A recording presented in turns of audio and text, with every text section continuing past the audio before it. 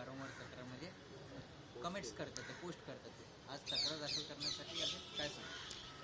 आज मी इथे joint CP crime यांची भेट घेण्यासाठी आले होते आणि अंजली दमानिया एका प्रकरणामध्ये आवाज त्या ठिकाणी उचलत आहेत किंवा त्यांची भूमिका मांडतात. अशा वेळेला त्यांच्यावरती अतिशय अश्लाघ्य अश्लील भाषेमध्ये कमेंट करणं, त्यांना धमक्यांचे फोन येणं, त्यांना घाणेरडे मेसेजेस येणं, हे त्यांनी प्रसिद्धी माध्यमाशी बोलताना मी ऐकलंय. मी स्वतःसुद्धा त्या कमेंट वाचल्या आहेत आणि ते इतकं वाईट आहे. आणि तुम्हाला खरं सांगू तर मी यातनं गेली आहे. मला माहिती आहे किती त्रास होतो. हे जे सगळे ट्रोलर म्हणा किंवा हे जे समाजकंटक आहेत, वाटेल ते लिहितात, वाटेल त्या थराला जाऊन लिहितात. ते कुठल्याही पद्धतीचा विचार करत नाही की आपण काय लिहितोय, कुठल्या महिलेला लिहितोय, ते आपल्या राज्यातली महिला आहे किंवा काही, म्हणजे कुठल्याही गोष्टीचं काही विधिनिषेध तिथं नाही. वाटेल त्या पद्धतीत लिहिलं जातं आणि हा मनस्ताप मी सुद्धा भोगलाय. त्यामुळे मला कल्पना आहे की अंजलीताई कुठल्या त्रासातून जात असतील आणि म्हणून मी आज जॉईंट CP क्राईम यांना मी भेटायला आले होते. आणि सगळ्यात महत्त्वाचं की राज्याचे मुख्यमंत्री आमच्या सगळ्या बहिणींचे लाडके देवाभाऊ आहेत.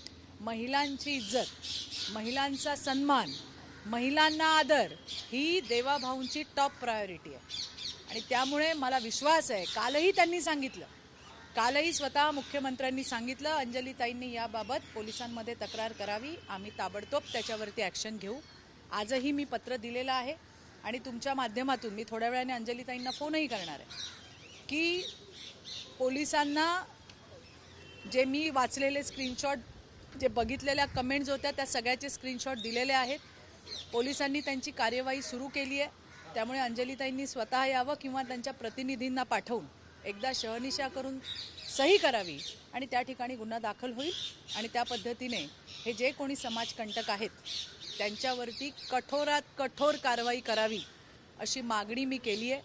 हा प्रश्न फक्त चित्रा वाघ किंवा अंजली दमानियाचा नाही, यापुढेही कुठलाही पक्ष असो, कुठलाही विषय असो, ज्याच्यावरती महिला बोलतात त्यांना अतिशय वाईट पद्धतीने बोललं जातं, त्यांच्यावरती नको ती टिप्पणी केली जाते. हे थांबवावं लागेल.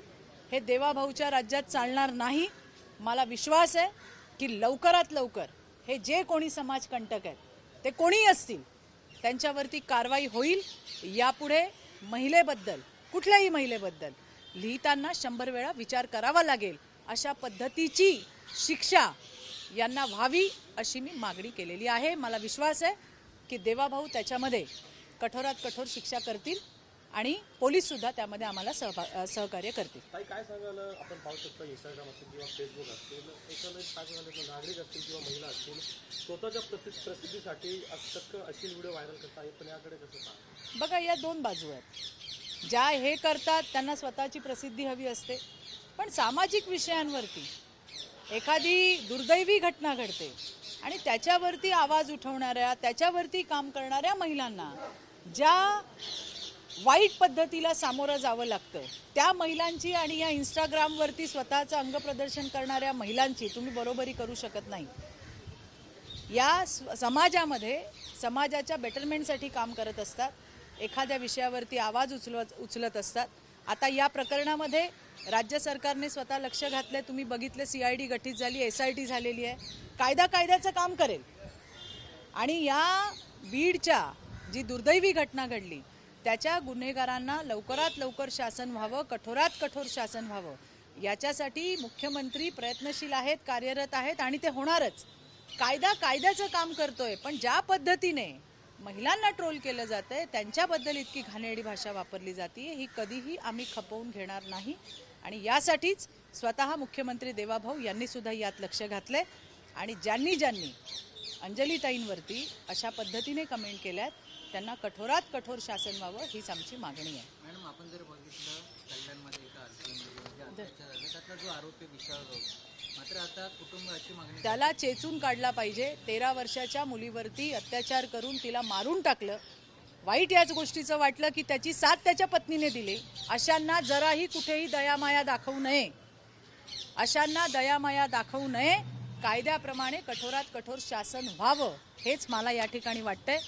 हे अंजलीताईंसाठी मी दिलेलं पत्र आहे, याची कॉपी मी तुम्हाला पाठवते आणि यामध्ये हीच मागणी केली आहे की या समाजकंटकांवरती कठोरात कठोर शासन व्हावं, त्यांना शिक्षा व्हावी की यापुढे कुठल्याही महिलेवरती बोलताना किंवा लिहिताना यांचे हात धजावणार नाहीत.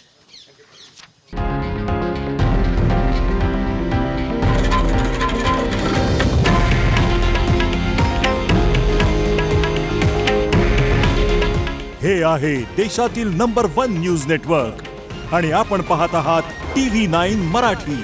काळजी तुमची, हित महाराष्ट्राचं.